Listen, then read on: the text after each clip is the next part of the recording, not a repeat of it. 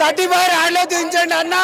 35 రాడ్లు గలత్ మాట్లాడిన వాళ్ళందరికీ మొట్ట గతం ఇక అందరికి రాడ్లు దించేసిండు అన్న. అర్థమవుతుందా?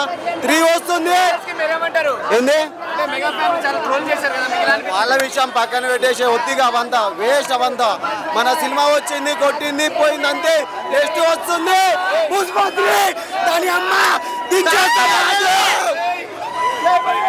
Highlight bro, highlight. ఒక్కొక్క సీన్ మాత్రం goose bumps bro, goose bumps కింద సీట్లు ఇట్లా ఊగుతున్నాయి బ్రో.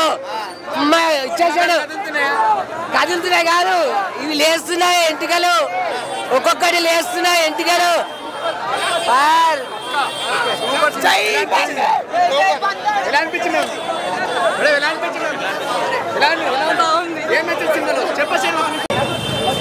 ఆన్సర్ దొరికింది అన్న. సినిమా చాలా బాగుంది. కామెంట్లు, హేటింగ్ అవన్నీ చూడకుండా ఫ్యామిలీతో వచ్చి ఎంజాయ్ చేయొచ్చు. 1300 చాలా పడుతున్నా. 2000 పెట్టినా ఓకే, ఎందుకంటే మల్టీ స్టార్ అందరు సపోర్ట్ చేసిర్రు. బాగుంది మూవీ.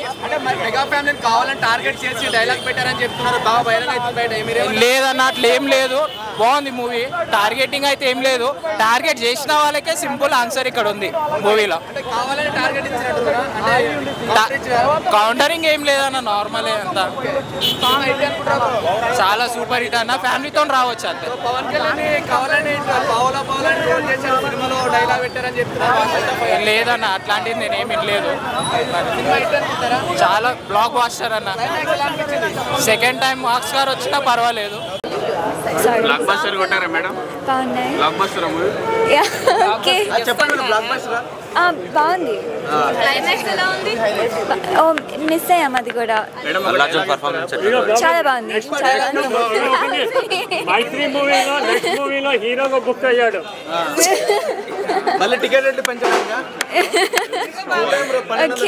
వస్తారు, ఇంకా చాలా మంది వస్తారు.